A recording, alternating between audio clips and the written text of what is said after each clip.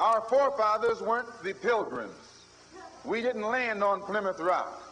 The rock was landed on us.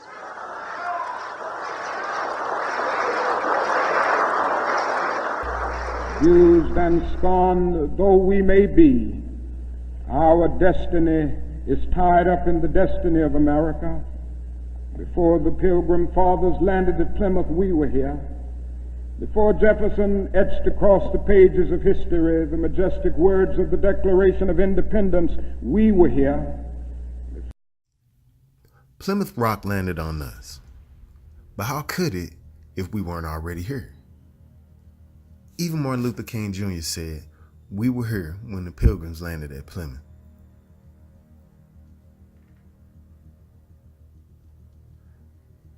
A people who don't have a nation have no identity. The identity of the original copper-colored indigenous inhabitants of America has been misconstrued. This confusion is due to many factors, but chief among them, the mind frame that one group of people is superior to another. In this video, we will examine some of the reasons that the people of color in America don't know who they are.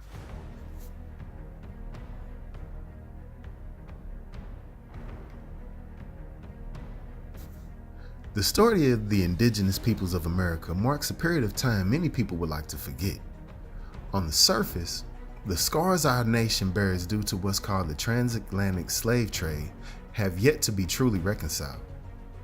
As we are taught, not only were millions of Africans taken from their homes and families, mentally and physically abused, and subjected to the cruelty of slavery, but still millions of who we are taught are the American Indians were forcibly removed from their lands.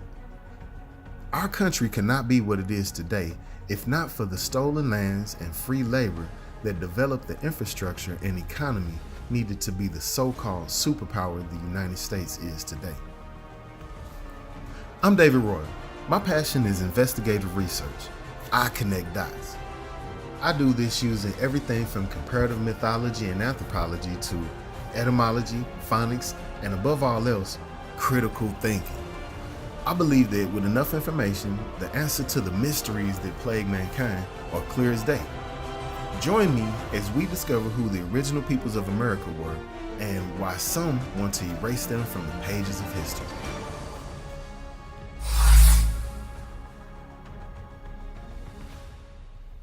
Now, after researching topics ranging from quantum physics to antediluvian titans and gods, I've developed the habit to look into things for myself with a critical, open mind.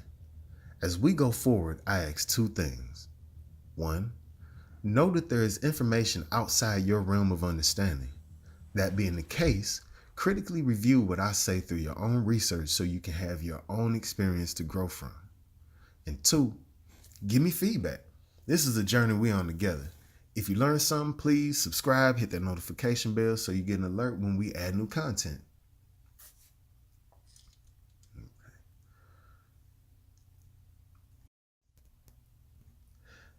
If we fail to learn from the past, we're doomed to repeat it, right? This is not only true for the individual to have constructive introspection, but also to identify within groups and cultures. A realistic view can act as a compass to gauge one's potential. There's an ancient school of thought that knowledge should be reserved for an elite few. These elite few understand the reality in the statement that knowledge is power. They also understand that in order to control masses of people who may be greater than yourself, you must never let them understand the achievements of their forefathers or allow them to develop their full potential. In a country full of immigrants and invaders, you must never let the true descendants of the landowners know who they are, because then you might have to go. This is the case with all people living in the continental United States that are not the indigenous peoples of this land. This land was forcibly taken, the original inhabitants all but genocided away, and the only thing for their progeny to identify themselves obscured by inaccurate racial identification and poor record keeping by the United States government. This means that the people to whom this land belongs are no longer in a position to maintain their home. And they don't even know that it's theirs. Let's look at some of the things that we believe that keep us confused. All black people in the United States are descendants of African slaves. White European settlers brought civilization to the Americas. People thought that the earth was flat before Columbus set sail in 1492. People in America had no contact with the outside world before Europeans came. That all Indians were horse-riding prairie tribes.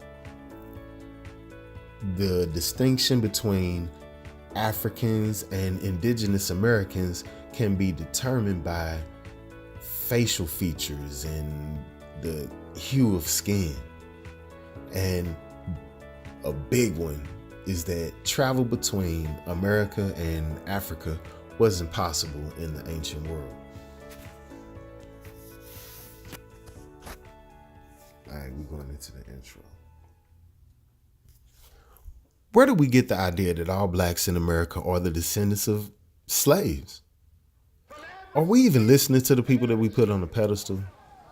Malcolm X made a profound statement that I don't even think he, at the time, knew the truth of. Plymouth Rock doesn't actually exist. Yet, there is a rock that their descendants pay homage to, representing the place where they were saved. They left their land and their home because they couldn't adhere to the rules there. Then they went to Holland and they couldn't hang there because there wasn't enough rules and structure and everything. Had nothing to do with religious persecution. But anyway, then after hard seas and loss of most of, their families and things on the voyage, they found salvation on the rocky shores at Plymouth. They arrived in boats after not being seafaring people, so, they wasn't doing too good. They got hurt, and then they couldn't farm because they didn't know how to yield, food from American soil. When they crawled off the boats, sick and dying and, disease-ridden, not able to build shelter or anything like that, when they had almost wiped themselves from existence and introduced their God to the indigenous peoples of North America or Turtle Island, it was the dark-skinned, copper-colored, straight and nappy-haired so-called savages that brought them back from the brink of extinction.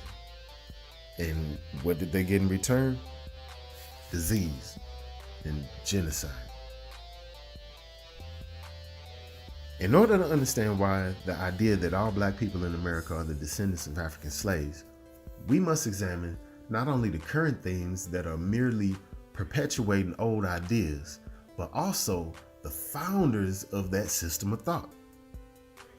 Darwinism, social engineering, eugenics, compulsory public education, amongst other things, are some of the systems of thought we have to fight against. But who fathered them? Where did they come from?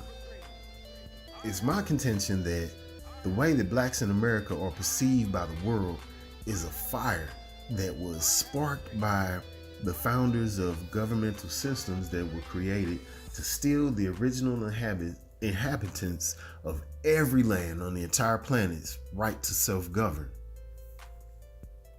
I'll also add that it was done by a group of people that genetically haven't existed on the planet for very long.